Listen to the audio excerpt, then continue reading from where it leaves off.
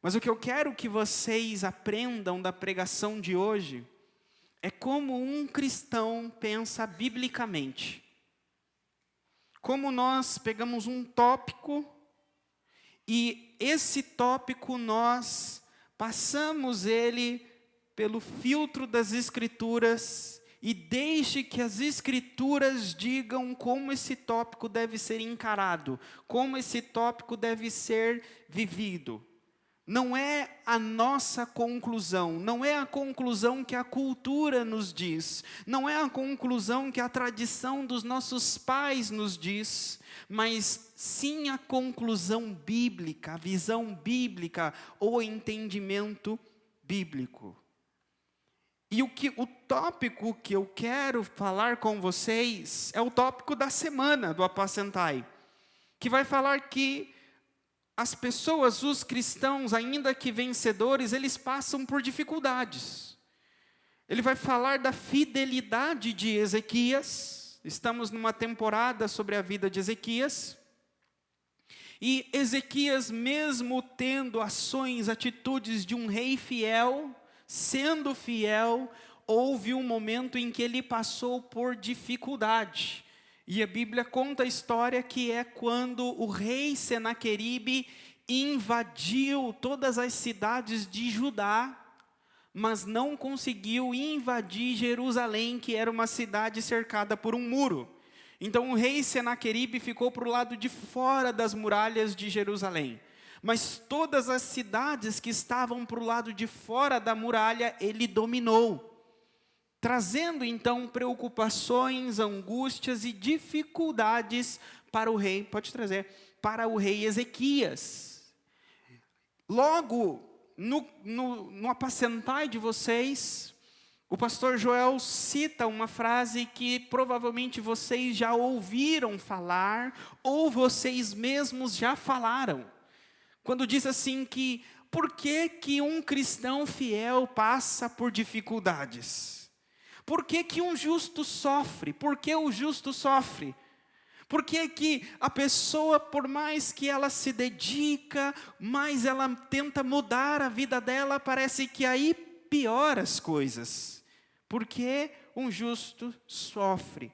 Essa é a temática que nós vamos olhar. Essa é a temática que nós vamos dizer assim, que eu falei para vocês, é o tópico que nós vamos olhar por todas as Escrituras. Amém? E hoje vocês nunca me viram fazer isso, mas eu fiz hoje. Hoje eu vou pregar com 2 Bíblias, irmãos. Vocês nunca viram, mas hoje eu vou pregar metade do sermão, eu vou usar uma, que é a versão NVI, e em outra parte da vida de Jó eu vou usar a NVT. Porque o que eu li pela NVT deu mais luz e clareza para aquilo que eu vou ensinar vocês. Por isso que eu vou usar as 2 versões hoje. Amém?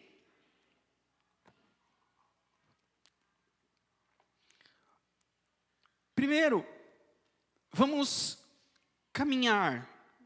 Jesus disse que neste mundo tereis aflições, mas tende bom ânimo, porque eu venci o mundo.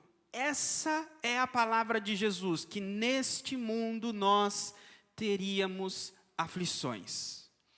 Ou seja, todos vão passar por lutas, todos vão passar por dificuldades, todos nós iremos passar por aflições. Mas o que nós vamos aprender aqui hoje é que, será que eu estarei preparado para o dia que essas aflições chegarem na minha vida? Parece que não, mas eu não combinei essa mensagem a Dinan e Rosana. Estive na casa deles conversando e nós falamos exatamente desse assunto. E é a temática de hoje. Como eu saber que se o dia em que vier uma aflição na minha vida, eu estarei preparado para quando ela chegar?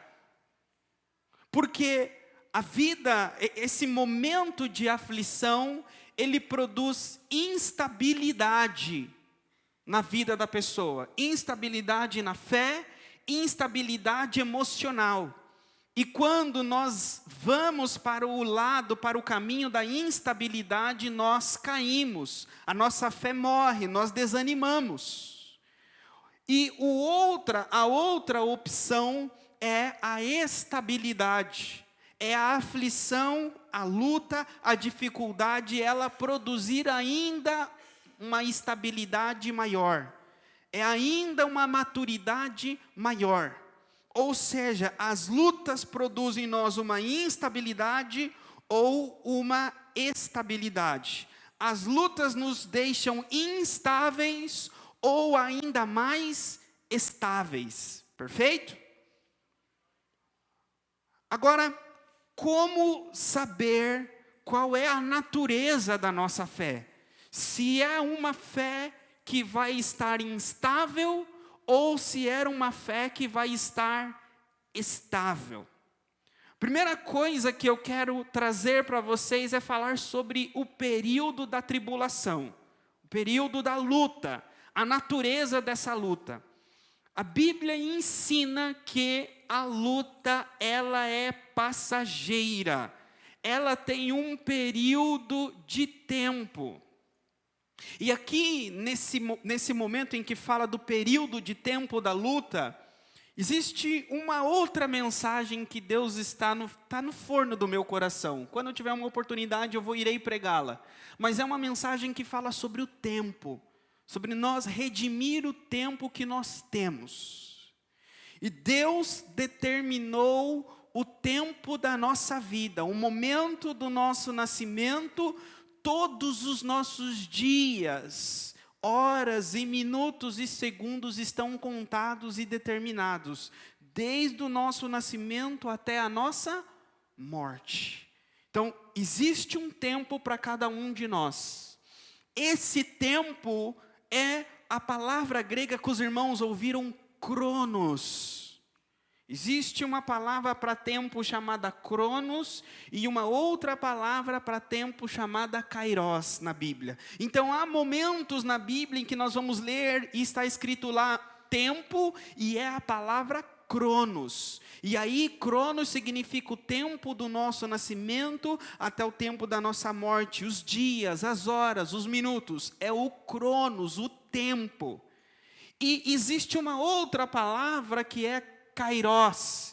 Kairos não é um tempo como o cronos, do nascimento até a morte, mas o kairos são tempos determinados. É como que uma temporada, um momento específico. São janelas de tempo dentro do cronos. Deu para entender? Então, dentro desse tempo que nós temos, da nossa vida até a nossa morte, existem tempos específicos. E aí nós vamos para Eclesiastes 3, que vai dizer que há tempo para todas as coisas. Há tempo de se alegrar, há tempo de chorar, há tempo de trabalhar, há tempo de descansar. Ou seja, dentro do cronos há vários kairos.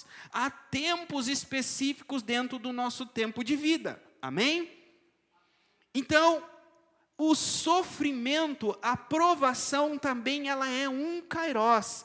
É um espaço específico de tempo dentro da nossa vida passageira. Há pessoas que sofrem por um período maior e há pessoas que sofrem por um período menor. Mas todo momento do sofrimento, todo momento de provação, ela tem um tempo determinado dentro da nossa vida. Amém? Abram a Bíblia de vocês em Hebreus. Hebreus capítulo 3.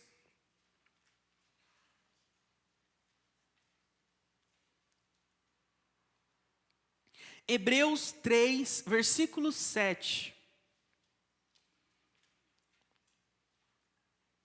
Diz aí: assim como diz o Espírito Santo, hoje, se vocês ouvirem a sua voz, não endureçam o coração como na rebelião, durante o tempo da provação no deserto. Está dizendo aí que escritor de Hebreus está escrevendo para o povo, para os hebreus aqui, e dizendo: há um tempo chamado tempo de provação. Como houve um tempo de provação para os nossos antepassados no deserto, também há um tempo de provação para nós. Então, quando o tempo da provação chegar na tua vida, não endureça o teu coração. Então, tem um tempo, um kairos, uma janela específica na nossa vida que é chamada o tempo da provação. Esse tempo da provação, vamos agora para Efésios capítulo 6.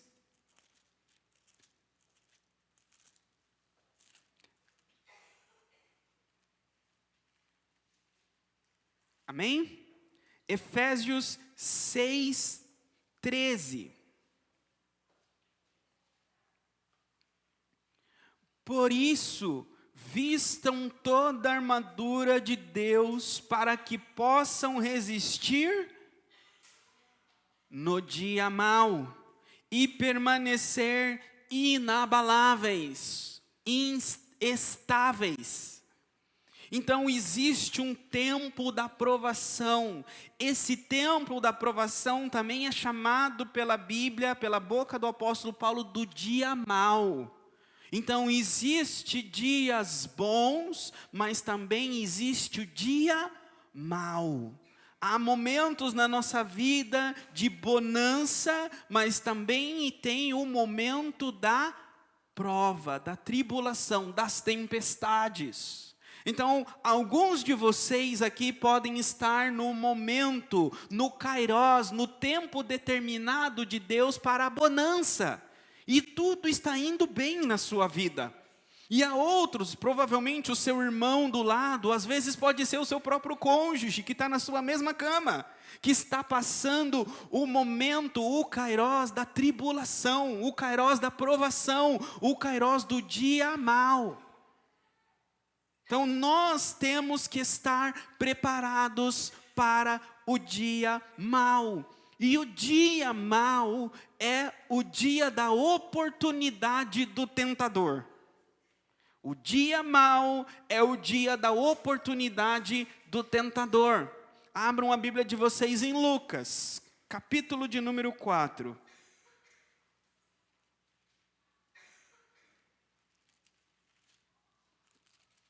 Lucas 4. Parece que a Bíblia até ajuda o pastor nos versículos para memorizar. Nós lemos o Efésios 6:13 e Lucas 4:13 também.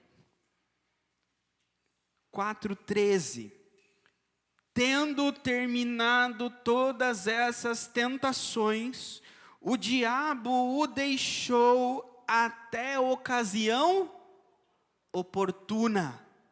Então, era o dia mau de Jesus, o dia da tentação no deserto. Jesus passou pela tentação do deserto, essa oportunidade passou, esse momento oportuno para o diabo tentar Jesus cessou. E o diabo deixou Jesus, deixou para sempre, até chegar um momento da outra momento oportuno. Até chegar o horário, o tempo determinado por Deus em que o diabo teria mais uma janela para tentar Jesus. Assim acontece na nossa vida.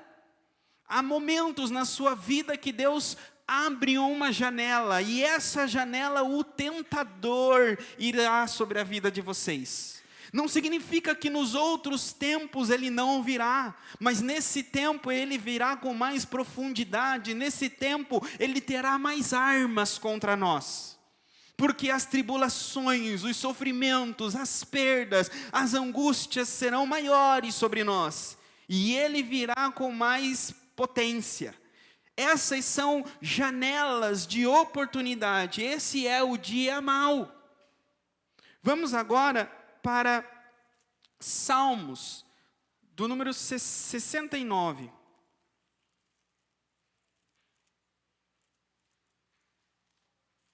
Salmos 69. Para ajudar, qual versículo? 13. 69, 13. O salmista diz assim: mas eu, Senhor, no tempo oportuno, elevo a Ti minha oração. Responde-me por Teu grande amor, ó Deus, com a Tua salvação infalível. O que o salmista diz? No tempo oportuno eu elevo a minha oração. Ou seja, existe uma janela de tempo para oração. Tem orações que, se nós perdemos o tempo de fazê-las, depois não adianta orar mais. Então há momentos oportunos para algumas orações. Então, se é um momento em que o inimigo está tentando, é um momento oportuno, é o dia mau, então é nesse momento que tem que elevar a Deus uma oração, pedindo: Senhor, me livra desse dia mau, Senhor, me guarda nesse dia mau, Senhor, me ajude para que eu não caia em tentação nesse dia mau. Então, o momento oportuno para o diabo nos tentar é o momento oportuno para nós orarmos, para nós entregarmos ao nosso Pai Celestial as nossas necessidades. Porque de outrora, em outros momentos, o nosso coração não estaria tão aflito. Em outros momentos, os nossos olhos e o nosso entendimento não veria com tanta clareza a nossa dependência e necessidade de Deus, que somente no dia mau nos mostra. Esse é o momento de entendermos. Ore. Agora, sabendo então que o dia mau é uma janela, é um kairós, ele tem começo, ele tem fim, é um momento que acontece. Esse momento, como estarmos preparados para esse momento? Como estarmos preparados para que não venhamos cair, para suportarmos, para não darmos mau testemunho, não naufragarmos na fé quando esse momento vier? Como ter um coração vivo, uma fé viva, para que quando esse dia chegar, eu ore ao invés de murmurar? Algumas pessoas acreditam que é impossível isso. As pessoas falam assim: olha, não tem como eu saber se eu vou naufragar ou não em uma tribulação até que ela aconteça. É necessário a tribulação vier, é necessário a perca vir, para eu saber como eu vou reagir. Algumas pessoas pensam assim, mas a palavra de Deus nos ensina que não é assim que funciona. Que nós podemos hoje ter certeza que pode vir o que vier, pode acontecer o que for, existe sim a certeza hoje de que nós vamos estar firmes. Como? Primeiro, vou dar para vocês as dicas da palavra, de interpretar a palavra, e depois nós vamos vê-las profundamente. O próprio texto que eu li para vocês já mostra o primeiro deles, que é as palavras de Jesus: neste mundo tereis aflições, mas tende bom ânimo, eu venci o mundo. Jesus está dizendo: olha, nesse mundo vocês terão aflições, mas tende bom ânimo. Jesus está dizendo: quando a aflição vier, tenha bom ânimo, porque eu venci o mundo. A ideia desse texto é que Jesus quer que saibamos que Ele venceu o mundo, sim ou não? Então a matemática de Jesus, a lógica de Jesus é a seguinte: se os meus filhos souberem que eu venci o mundo, esse conhecimento dará ânimo para eles quando as tribulações do mundo vier, sim ou não? Ou seja, um conhecimento no presente vai nos dar o ânimo que vamos necessitar no futuro, sim ou não? Então Jesus está dizendo, se você exercitar o seu entendimento e a sua fé no presente, você terá no futuro o ânimo que você vai precisar quando a tribulação vier. Então ele está garantindo para nós que tem como, no presente, termos as nossas disposições, as ferramentas necessárias, a informação necessária, para que quando nós necessitarmos no futuro, nós sabermos que temos ela com a gente. E olha só, Jesus falou o seguinte: no mundo tereis aflições, mas tende bom ânimo. Pode ser interpretado de duas formas, e as duas estão corretas. Por exemplo, eu posso chegar para Elizabeth e falar assim: Elizabeth, no mundo você terá uma aflição. Ela já pode desanimar agora.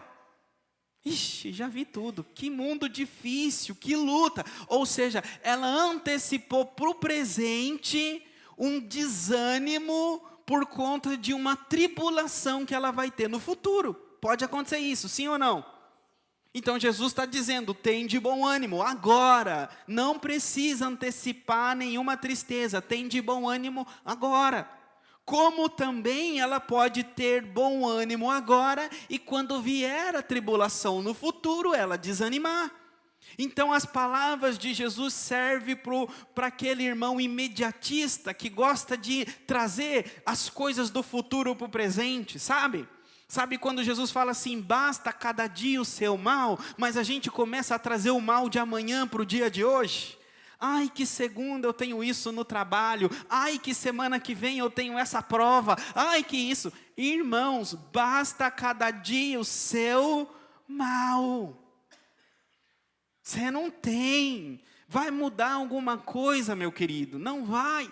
Então Jesus conhecendo a nossa natureza, Ele já está dizendo, olha, está vendo tudo isso que você tem para fazer essa semana? Está vendo tudo isso que você tem para fazer esse mês? Estou vendo, estou desesperado. Jesus fala, tem de bom ânimo.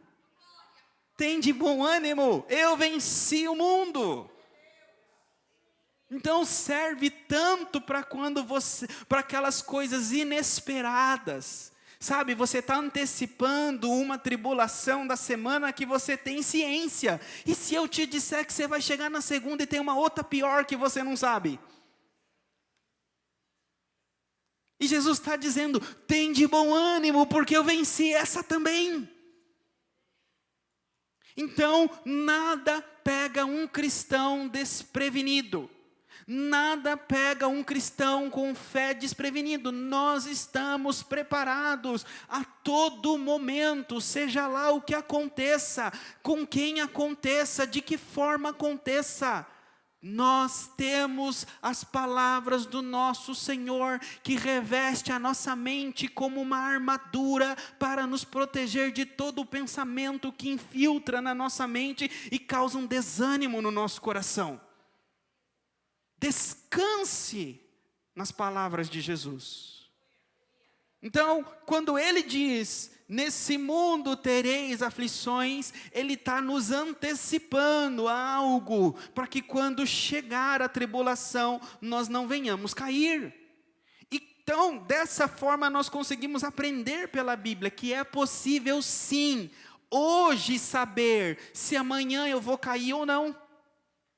É possível hoje você saber se quando vier alguma perda, alguma luta, alguma dificuldade, você vai negar a tua fé, você vai negar tudo aquilo que você está ouvindo aqui hoje, você vai negar essa religião, esse culto que você está participando hoje, vai dar as costas para Deus e vai para o mundo. Tem como saber hoje se você vai fazer isso ou não? E é isso que eu vou tentar mostrar para vocês. Porque a palavra diz que existe 3 tipos, na verdade 4 tipos de solos, mas nós vamos focar em um. O solo, na verdade 2. O solo em que a semente cai e fala que ela cai e logo produz fruto, logo produz, cresce, mas o solo é rochoso. Vem o sol, seca a planta e ela morre, porque ela não tinha raiz.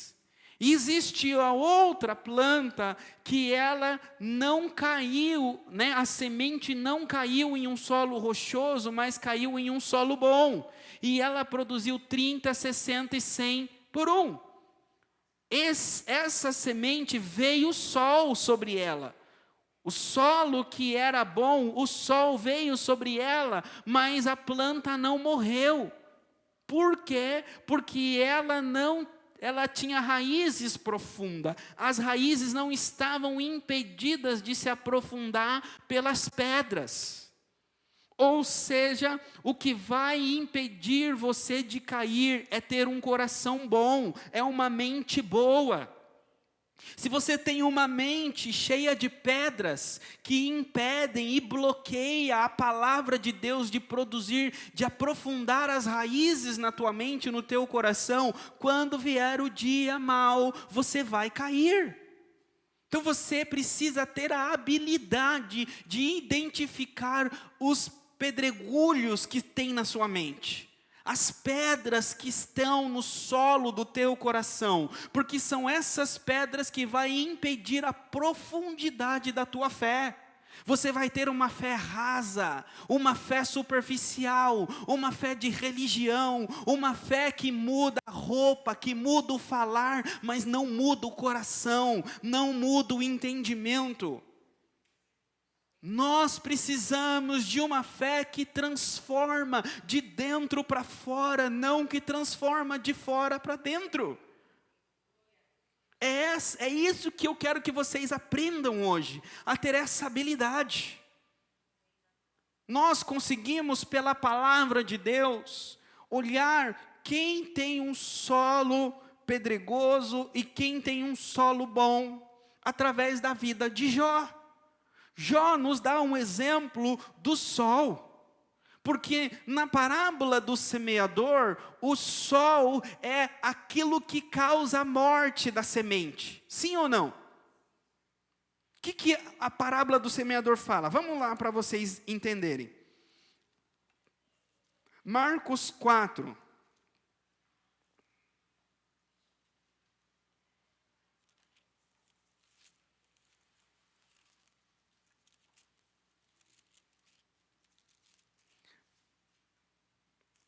Amém?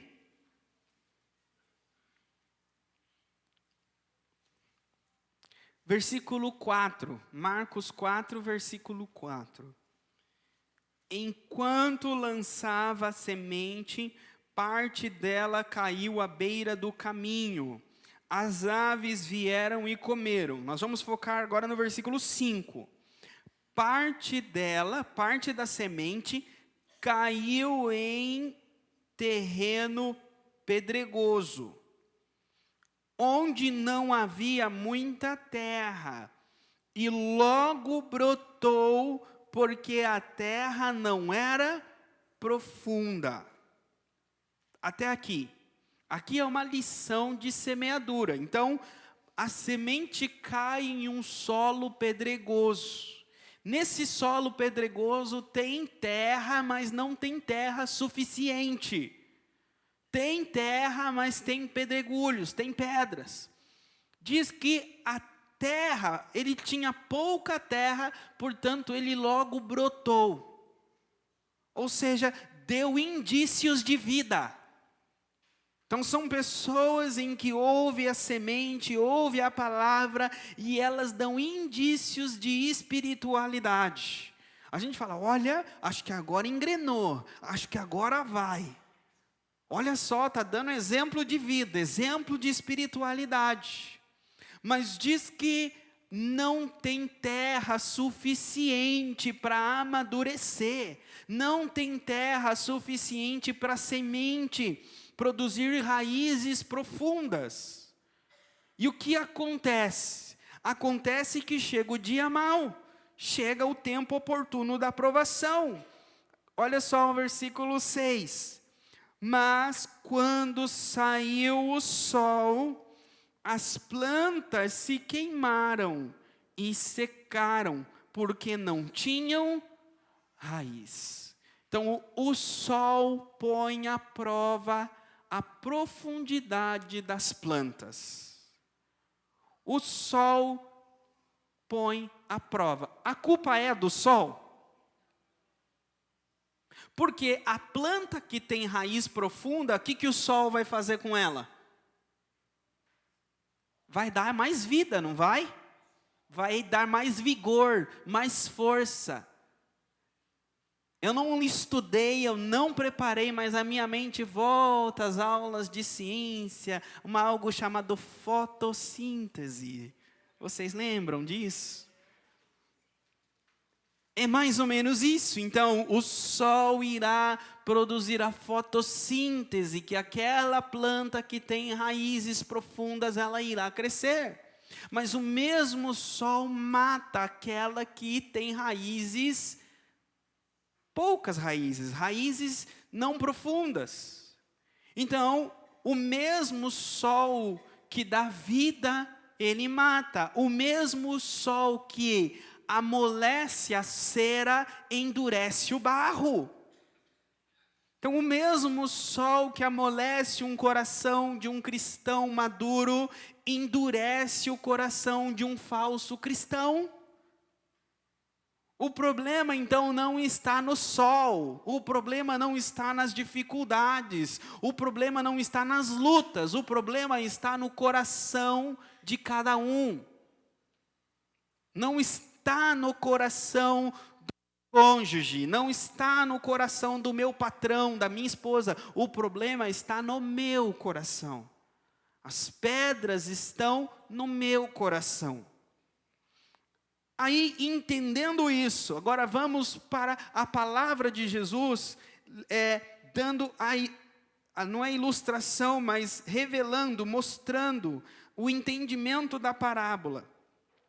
Vamos um pouco mais para frente, no versículo 14, a partir do 14. O 14 diz o seguinte: o semeador semeia a palavra. Então, a semente é a palavra. Versículo 16 agora. Então, outras, como a semente lançada em terreno pedregoso, ouvem a palavra e logo a recebem com alegria. Todavia, visto não têm raiz em si mesmas, permanecem por pouco tempo.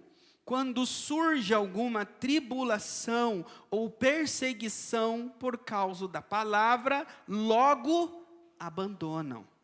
Então está dizendo aí que o solo pedregoso, como a raiz, a semente não tinha raiz profunda, veio a tribulação, veio o tempo oportuno. Vocês lembram que eu expliquei para vocês? Então, quando esse tempo oportuno vem, quem não tem raiz, abandona. Quem tem raiz, permanece. A raiz é a raiz da palavra. Não é raiz na tradição, não é raiz na religião. Então, o que nós estamos construindo e aprendendo aqui, se eu quero permanecer no dia mau, eu preciso ter raiz. Eu preciso que a palavra de Deus tenha profundidade no meu coração e no meu entendimento. Do contrário, eu vou abandonar. Do contrário, se a minha fé é superficial, eu vou abandonar. E agora nós vamos ver alguns exemplos na vida de Jó. Jó é aquele que reuniu toda a tribulação, toda a perda em uma única pessoa. 4 áreas de Jó. Jó teve perda patrimonial, fala que ele perdeu todos os bens. Jó teve perda de amizades, diz que todos os servos dele, os servos que estavam servindo com os filhos, morreram, só sobrou um. Os servos que cuidavam dos camelos, morreram. Os servos que cuidavam das ovelhas, morreram. Então, perdeu os animais, morreram os servos, perdeu os filhos, e por último, ele perdeu a saúde, perdeu o sono, que ele não conseguia dormir, das dores que ele tinha. A Bíblia diz que do corpo dele, as suas feridas soltavam pus. Então, era uma pessoa terrivelmente assolada. Então, parece que todas as tribulações que nós temos, em nossos momentos oportunos, recaíram sobre Jó de uma vez só. Então, Jó é exemplo para todo mundo. Então, um de nós aqui pode estar tendo uma perda patrimonial. Outros de nós aqui pode estar tendo uma perda de amigos. Outros aqui pode estar tendo uma perda familiar. Outros estão tendo uma perda de saúde. Não importa qual é o seu momento de tribulação, não importa qual é o seu kairós da provação. Todos eles estão dentro da vida de Jó. Então, Jó serve para todo mundo. Então, vamos olhar a reação de Jó. Jó, ele é um exemplo do coração pedregoso. Deus muda o coração de Jó no final, mas o livro de Jó apresenta um coração pedregoso. Como assim, pastor? Por quê? Porque o livro de Jó apresenta a insensatez de Jó na tribulação. Se nós agirmos como Jó agiu na tribulação, vocês acham que nós seremos perdoados por Deus? Sim ou não? A resposta é não, irmãos. Jó, ele é um exemplo de como nós não devemos agir na tribulação. Não é um exemplo de como devemos agir. Vocês devem estar pensando, pastor, eu nunca ouvi isso. Sempre pensei que eu devia agir como Jó na minha tribulação. Não foi isso que vocês sempre estão pensando? E vocês estão fazendo uma cara para mim que ainda não engoliram o que eu falei. Gosto disso, vocês são crente de Bíblia, então vamos para a Bíblia, vamos para Jó.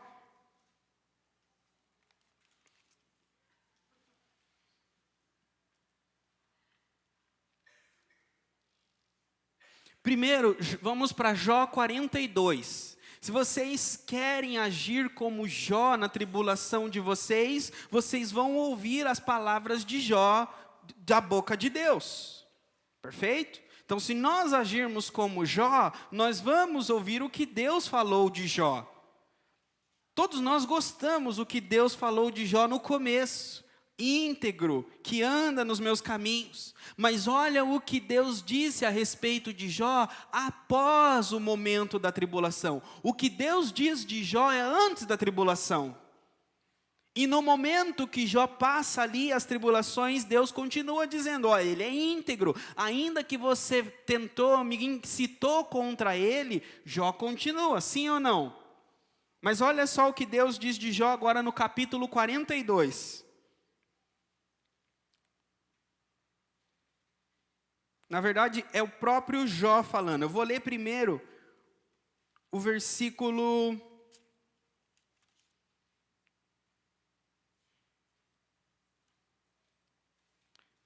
38. Capítulo 38. Obrigado. Capítulo 38, versículo 2.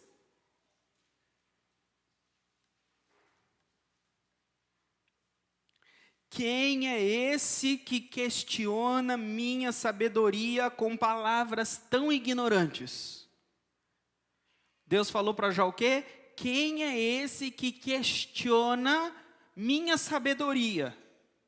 Primeira coisa, vocês querem questionar a sabedoria de Deus? E vocês querem que Deus fale o seguinte: quem é esse que questiona com palavras ignorantes? Aí vocês devem estar pensando, mas Deus aqui não fala que é Jó, pastor. Deus fala quem é esse. Podia ter sido Elifaz, podia ter sido Beliúde, podia ter sido os amigos de Jó. Aí vai para o capítulo 42. Como fala, né? Tem que matar a cobra e mostrar o pau. Então, capítulo 42. Versículo 3, agora é Jó falando. Versículo 1, vocês vão ver aí. Então Jó respondeu ao Senhor. Aí o versículo 3, Jó falando. Perguntaste quem é esse que com tanta ignorância questiona a minha sabedoria. Aí Jó diz: sou eu, falei de coisas que eu não entendia, coisas maravilhosas demais que eu não conhecia. Disseste: ouça e eu falarei, e eu lhe farei algumas perguntas e você responderá. Aí vem Jó e diz: antes eu te conhecia de ouvir falar, agora que te vi com os meus olhos, com meus próprios olhos, retiro tudo que disse e me sento arrependido no pó e nas cinzas. Ou seja, se queremos agir como Jó, nós vamos ter esse fim. Vamos dizer coisas ignorantes, que não temos entendimento nenhum.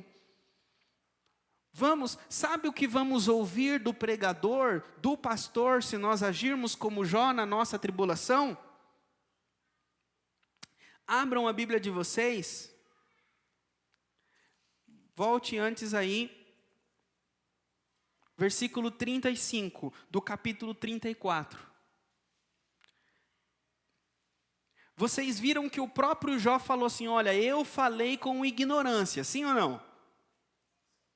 Olha agora Eliú, o último que falou, o mais jovem deles. Olha o que ele fala de Jó. Capítulo 34, versículo 35. Jó fala por ignorância, suas palavras não fazem sentido.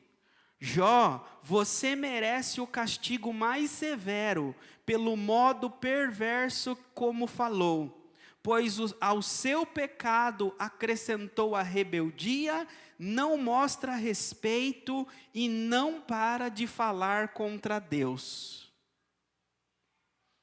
Então, se nós agirmos como Jó nas nossas tribulações, nós temos que ouvir essas palavras do pregador, dizendo: olha, você está agindo como Jó, você está sendo um ignorante, você merece um castigo severo, porque você está se rebelando contra Deus, porque você está agindo como Jó agiu, você está falando o que Jó estava falando na tribulação dele. Entenderam? E outra coisa que eu falo que eu mato a cobra e mostro o pau. Olhem a Bíblia de vocês mais para frente. No capítulo 42, versículo de número 7. Depois que o Senhor terminou de falar com Jó, disse a Elifaz de Temã, um dos amigos de Jó: estou muito irado com você e com seus 2 amigos, pois não falaram o que é certo a meu respeito, como fez meu servo Jó.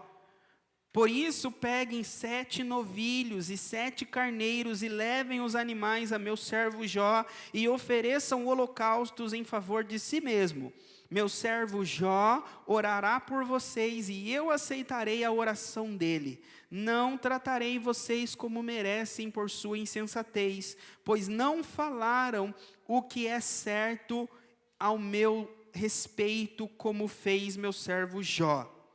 Então Elifaz de Temã, Bildade de Suá e Zofar de Naamã fizeram o que o Senhor havia ordenado, e o Senhor aceitou a oração de Jó.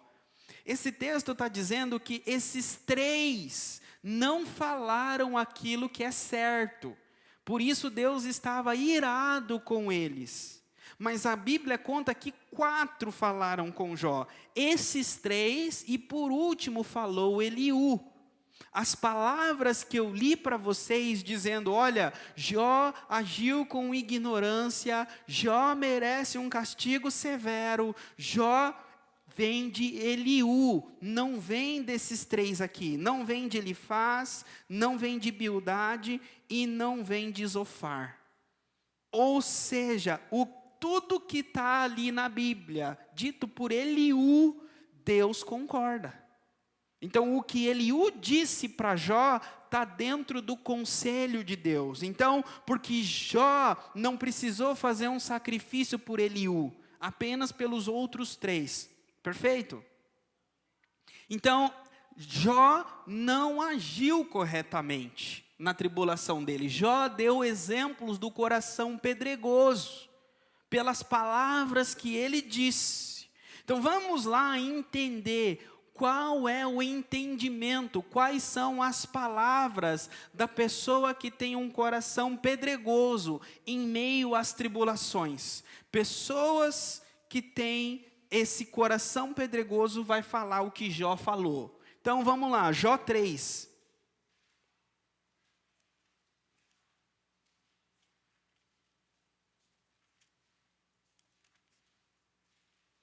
Jó 3:10.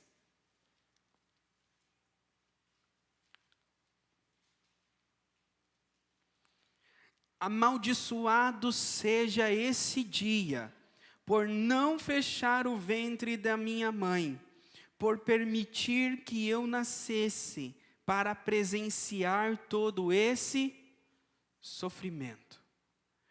Pessoas com um coração pedregoso, no momento da provação, vão desejar não ter nascido. Vão amaldiçoar o dia do nascimento. Por que que eu nasci? Por que que eu estou vivo? Jó, ele achou melhor do que Deus o fato dele ter nascido. Porque se Jó nasceu, significa que Jó recebeu a vida de Deus, sim ou não? Então, Jó está amaldiçoando uma decisão de Deus, sim ou não? Deus decidiu dar vida para Jó. Então, quando Jó questiona o porquê que ele vive, então ele está questionando a decisão de Deus. Então, a primeira coisa que uma pessoa que tem o coração pedregoso faz, é uma pessoa que vai cair no momento da tribulação, ela questiona o porquê que ela está vivendo. Questiona a vida dela. Segundo, ainda no capítulo 3, diz aí versículo 20. Por que conceder luz aos miseráveis e vida aos amargurados? Agora aqui Jó não está só amaldiçoando o dia do nascimento dele, mas ele está dizendo o seguinte: Deus, todas as pessoas que estão passando por lutas, por amargura, elas precisavam morrer. É como que Deus está dizendo, quando todos nós temos o Cronos, lembram que eu disse para vocês? É o tempo de vida de Deus. Jó falou primeiro que ele queria ter morrido no nascimento, antes de iniciar o Cronos dele, para que ele não passasse pelo Kairós da provação. Perfeito até aqui? O que Jó está falando aqui é que todas as pessoas às vezes poderiam nascer, viver momentos bons, felizes e alegres, e quando viesse o Kairós, o momento da provação, Deus matasse elas. E elas não passassem pelo kairós da provação, não passassem pelo kairós da dor, do luto, do sofrimento. É isso que Jó está falando aqui.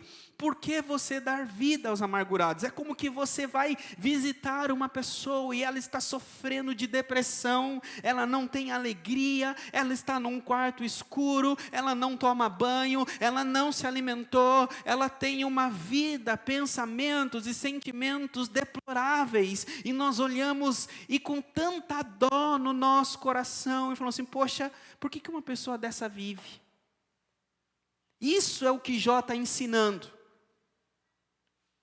Não podemos pedir a morte de pessoas pelo momento de luto que ela está passando, porque aquele momento de luto vai passar, e todas as alegrias que virão, todos os aprendizados que ela tem no momento de luto, se Deus tira a vida dela, cessa todas as outras experiências. Quem somos nós para querer o momento da nossa morte? Porque nós não sabemos o que a nossa vida nos espera. Se Deus desse a morte para todos aqueles que pedem, o que seria do futuro?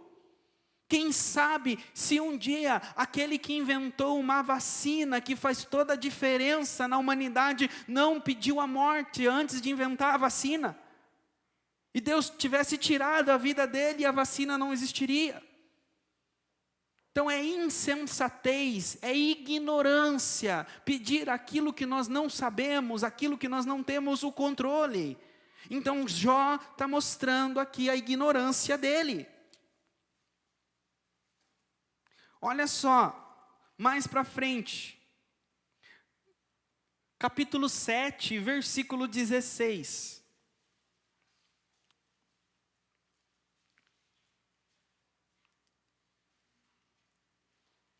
Jó diz: odeio minha vida e não quero continuar a viver.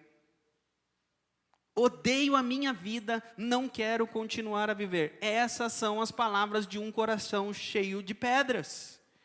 Odeio a minha vida. Outra coisa, capítulo 9, versículo de número 16. Diz assim: e mesmo que eu o chamasse e ele me respondesse, não acredito que me daria atenção. Mesmo que eu chamasse e Deus respondesse, eu não acredito que Deus me daria atenção. Pessoas com um coração cheio de pedras, com um coração doente, ela não acredita que Deus está dando atenção para a vida dela. Ela se afoga nas dores, no luto, nas perdas, na amargura, que ela não enxerga que Deus ouve a oração dela, que Deus a vê, que Deus a conhece, que Deus está com ela, que Espírito Santo habita nela. Jó então está dizendo, ele não tem interesse por mim.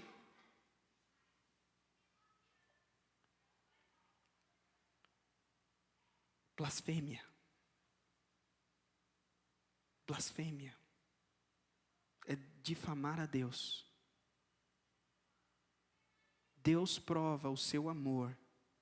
Ele deu o seu único filho para morrer por você quando você ainda era pecador. Não se atreva a pensar que Deus não te ama. Não se atreva. Versículo 21. Sou íntegro, mas isso não faz diferença para mim. Desprezo minha vida. Íntegro ou perverso, é tudo a mesma coisa. Para que fazer tudo certo? Para que ser íntegro? Se no final eu vou ter isso, se no final eu vou passar por isso, de que valeu ter estado todo esse tempo na igreja? De que valeu ter todo esse conhecimento se eu estou passando por isso agora?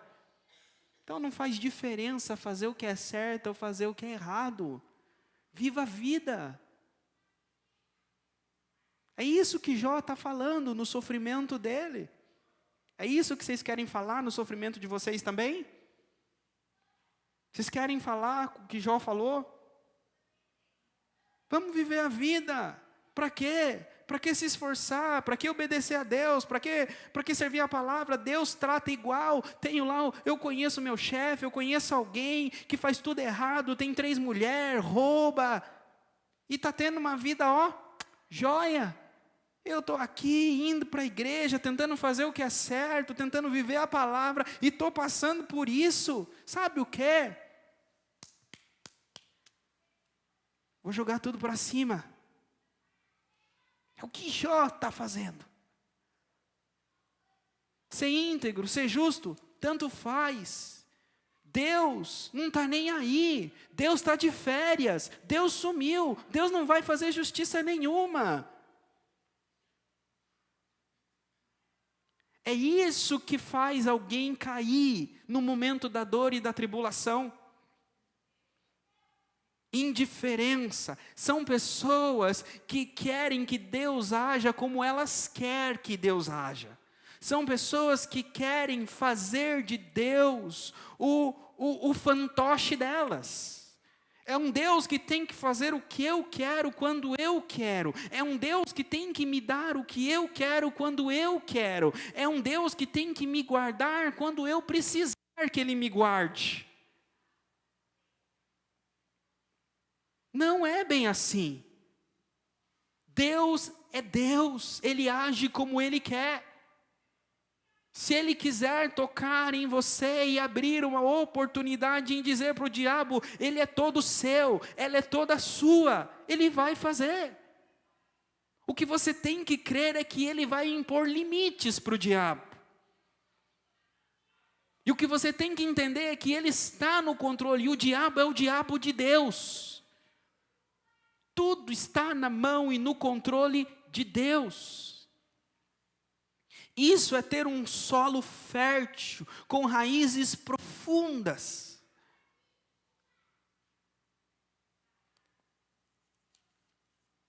O resultado disso é vocês terem um coração como o do apóstolo Paulo.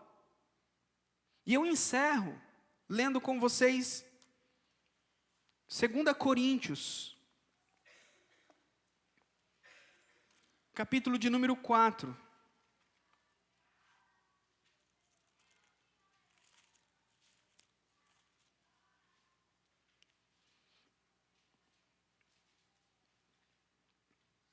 Eu vou ler a partir do versículo 7.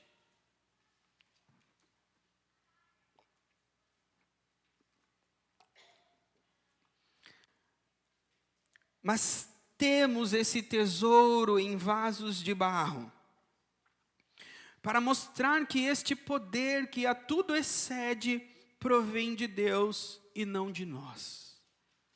O tesouro é o ministério, é o serviço, era a utilidade nas mãos de Deus. Paulo está dizendo, tenho esse tesouro, esse poder imensurável que excede todo entendimento, habita em mim, mas eu sou um vaso de barro, para provar, para demonstrar que o poder não provém de mim, não provém da minha capacidade intelectual, não provém de nada que há em mim, porque eu sou um vaso de barro.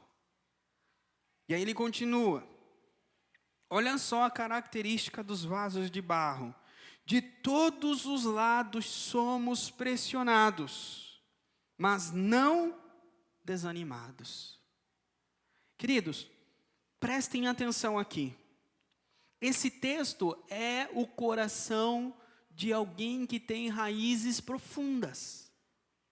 Pessoas como Paulo têm esse entendimento quando passam pelas lutas. Pessoas que têm o coração cheios de pedras têm um entendimento de Jó.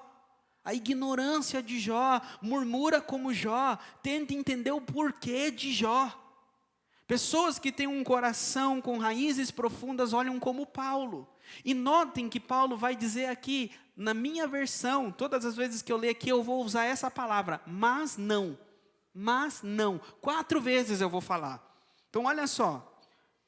De todos os lados somos pressionados, mas não desanimados. Ficamos perplexos, mas não desesperados. Somos perseguidos, mas não abandonados. Abatidos, mas não destruídos. Para você entender, no momento oportuno em que vier a aprovação na tua vida, algo vai te tirar algo. Mas algo vai ficar. Você vai perder algo você será restrito, mas algo Deus vai te deixar. Então você sempre vai ter para dizer, mas não, perdi isso, mas não perdi aquilo. Me tirou isso, mas não me tirou aquilo. Pessoas que permanecem, elas sempre enxergam aquilo que ficou, aquilo que tem. Pessoas que não enxergam aquilo que tem são pessoas que abandonam a fé. Eu já disse aqui para vocês, quando a mãe de Samuel, Ana, ela queria tanto ter um filho, E aquilo era a que dominava a mente dela. A tribulação dela, o momento da provação da vida de Ana era na parte física. Ela era estéril, sim ou não? Portanto, ela queria tanto ter um filho, e aí o marido dela dizia para você: eu não sou para você melhor do que 10 filhos. Olha como eu te trato, olha o amor que eu te dou. Olha como você é tratada por mim. Comparada a Penina, outra esposa e aos outros filhos, ela era tudo para ele. Mas ela não via aquilo que ela tinha. Ela só tinha olhos para aquilo que ela não tinha. Só tinha olhos para aquilo que faltava. Então ela não conseguia colocar em prática, estéril, mas não abandonada pelo marido. Ela não conseguia fazer isso. Olhe para você e olhe as coisas que você não tem hoje, o que te falta, o que você pede, a tua dor, a tua luta. Fala assim: olha, não tenho isso, mas Deus me deu isso.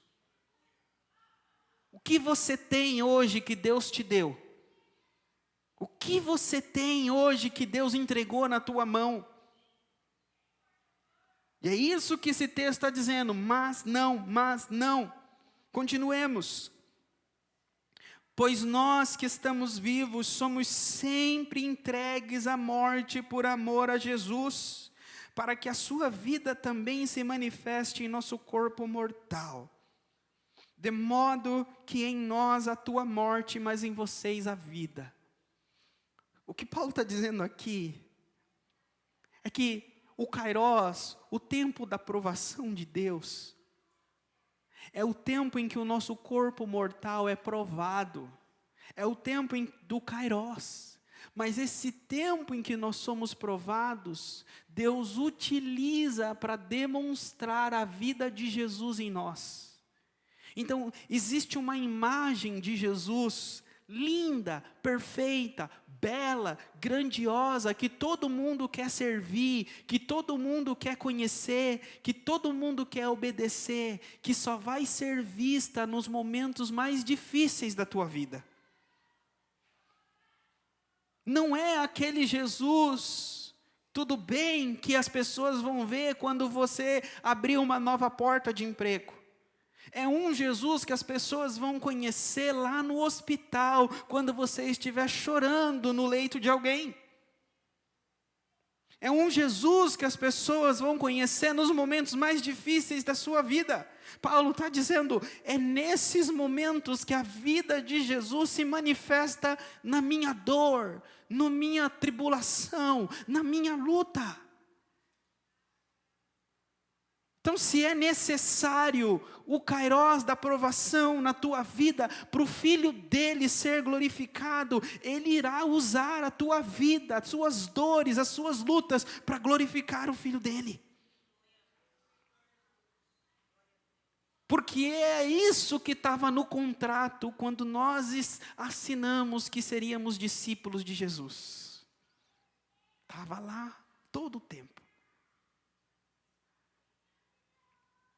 Paulo, versículo 13, criei, por isso falei. Com esse mesmo espírito de fé, nós também cremos e por isso falamos. Porque sabemos.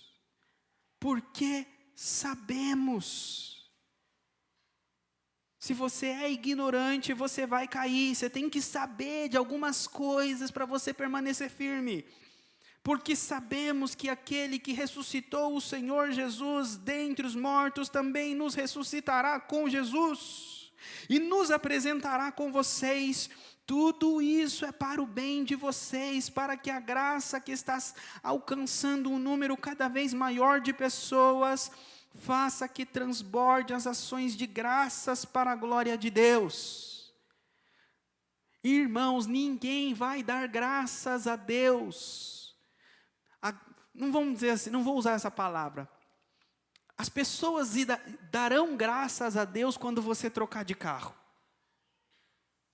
Mas as pessoas darão muito mais graças a Deus quando você bater o seu carro, sobreviver e se alegrar, porque Deus proveu um carro novo. Mesmo sem ter. Qual graça é maior e qual glória é maior para Deus? A que eu troco o carro ou a que demonstra o cuidado e o poder de Deus? É isso que Paulo está dizendo. Os meus sofrimentos multiplicam a graça entre o povo de Deus. Os meus sofrimentos e os meus testemunhos multiplicam a glória a Deus na boca do povo de Deus. Então, se é para que a graça de Deus multiplique entre o povo de Deus e multiplique na boca do povo de Deus, eis-me aqui, Senhor, para sofrer aquilo que você quiser que eu sofra. Mas eu disse para vocês que Paulo disse que é necessário saber algumas coisas. E olha só o que ele diz. Primeiro ele diz aí que ele sabia que ele iria ressuscitar. Gente, Paulo não é kamikaze. Paulo não é suicida. Paulo sabe exatamente o que ele estava fazendo. Ele está dizendo o seguinte, olha, se a ressurreição não existe, então é em vão tudo isso que eu estou fazendo. Eu estou entregando o meu corpo para sofrer chicotadas, perseguições, lutas em vão. Mas, se Jesus ressuscitou dos mortos, e Ele ressuscitou, e nós iremos ressuscitar também. Ele diz, por isso não desanimamos. Por isso que o ministério é tão difícil, aconselhar pessoas é tão difícil, buscar pessoas perdidas é tão difícil, precisa ter tanta perseverança, mas eu não desanimo. Eu não desanimo, é o meu chamado. E por quê? Porque embora exteriormente estejamos a nos desgastar, interiormente estamos sendo renovados dia após dia.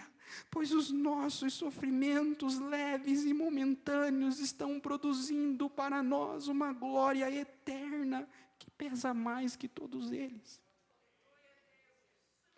Assim fixamos os olhos, não naquilo que se vê, mas no que não se vê, pois o que se vê é transitório, mas o que não se vê é eterno. É isso, irmãos. Essa é a resposta. É a ideia, é a noção, é a fé, é a certeza de que quando eu morrer, eu vou descansar. Sabe o que Paulo está dizendo, irmãos? Eu vou até tirar o... Eita, esqueci.